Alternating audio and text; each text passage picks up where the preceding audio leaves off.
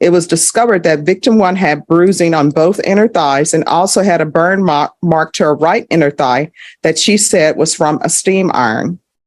Our court is calling 2022 CR 2717, State of Texas versus Anna Ramirez. Can I have the parties approach and announce for the record, please? Michael Miller, Catholic State. And are you Miss Ramirez? All right. So were there pretrial motions heard on this case? All right, then why is the box checked that I'm giving her permission to appeal? That I don't know. All right, so if you all want to fill out a new trial court certification of defendant's rights to appeal. Okay. All right. The document is over on the box on the side.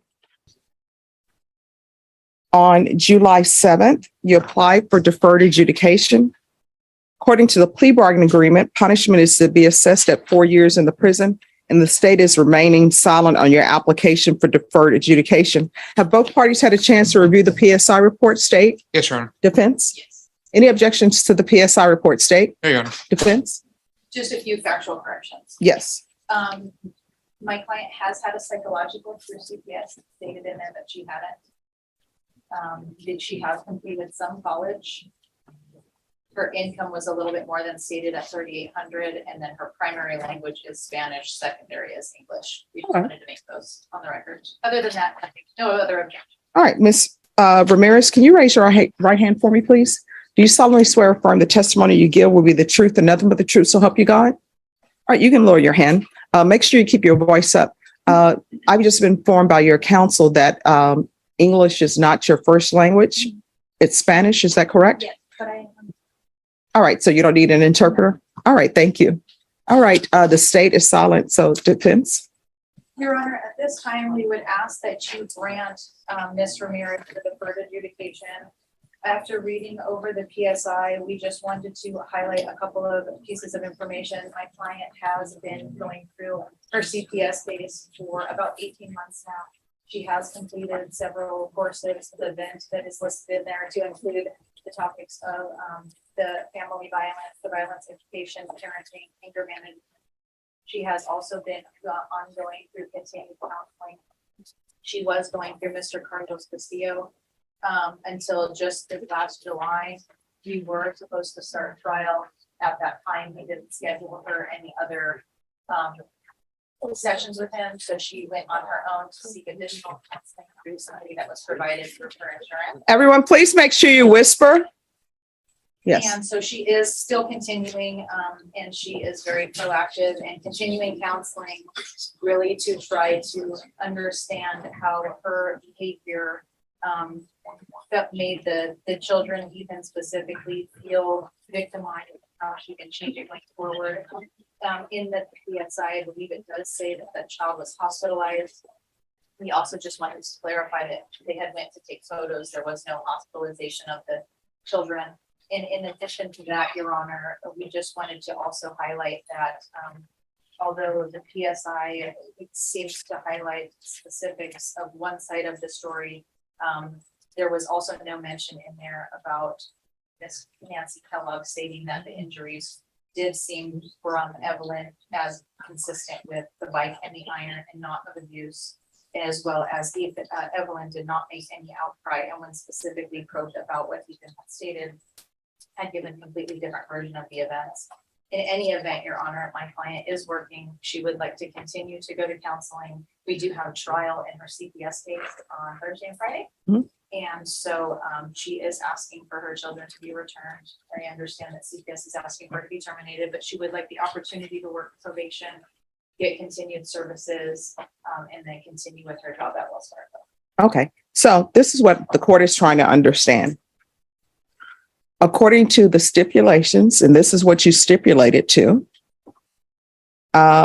it says that the victim, which is one of the children, made an outcry at school of abuse while at home.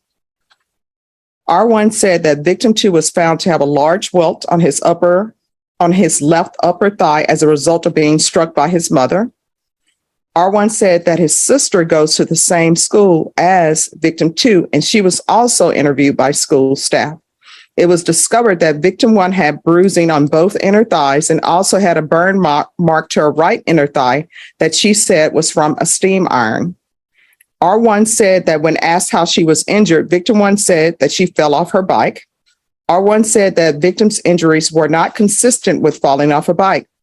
R1 said that victim was asked how she got the burn mark. R1 stated that victim one stated that her mother told her to unplug and put away a still hot steam iron, and she accidentally dropped it on her leg, causing the stated burn.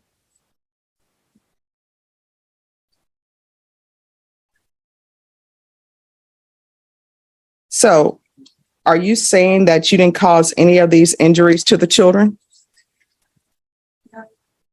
On her thigh, I actually didn't see her fall off her bike. I want to talk about the welt mark from the other child. Ethan? Yes. So on Ethan, when I asked him in front of the caseworker, what were they referring to? All he did was just took the pants that he had on, and all you saw was notice was the bruise on his lower leg. So are you saying you didn't do it? I didn't strike him with the belt. All right, because, and then on the PSI report on page 4, it says, Ms. Torres stated Ethan spoke of being in a closet for hours at a time. He feared of what would happen if he came out. He stated he was scared, bored, and hungry. He stated some of his siblings would check on him and play with him. He also spoke of a time when his mother choked him off the ground for losing his church book and slapping him. He spoke of being hungry and his mother not feeding him. So if none of this is true, why did you enter a plea? Why not go to a jury trial? Because of communication that we've had with the prison attorney. We created advice on responsibility. No. Do you want a jury trial? We'll give you one today. We have a jury outside. That'll be here at 1:30. You want a jury trial? That's either yes or no. No. All right. Is there anything else from either side? All right.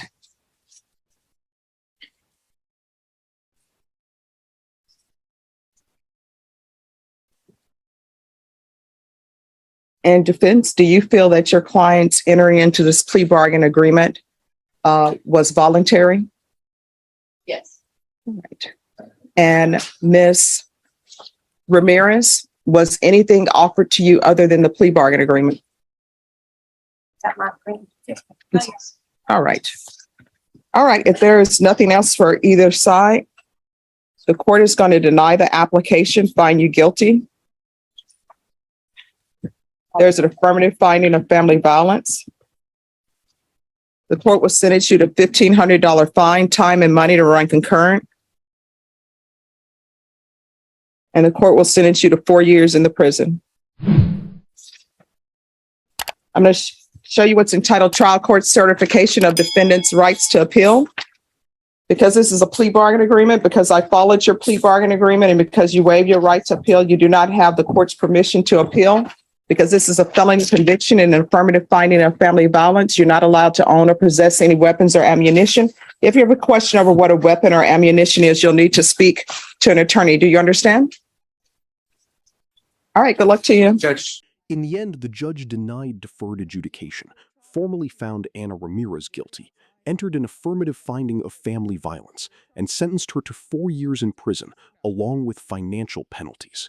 The court also reminded her that because of the felony family violence conviction, she permanently loses the right to legally possess firearms or ammunition. Perhaps most importantly, the judge made it clear that there would be no appeal rights under the plea agreement because the court followed the negotiated recommendation exactly as written. This case highlights one of the harsh realities of plea bargain sentencing hearings. Rehabilitation efforts alone are not always enough.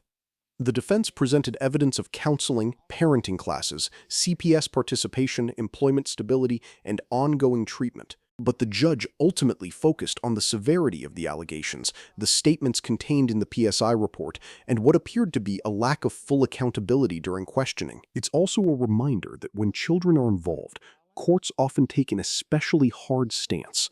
Judges are tasked not only with evaluating punishment, but also with determining future safety risks, credibility, and whether the defendant truly accepts responsibility for the conduct at issue.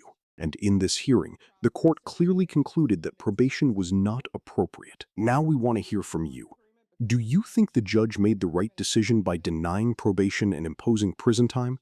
Or do you believe the defendant deserved another chance through counseling and supervision instead of incarceration? If you found this case as shocking as we did, make sure to hit that like button, share your thoughts in the comments, and don't forget to subscribe for more jaw-dropping courtroom breakdowns.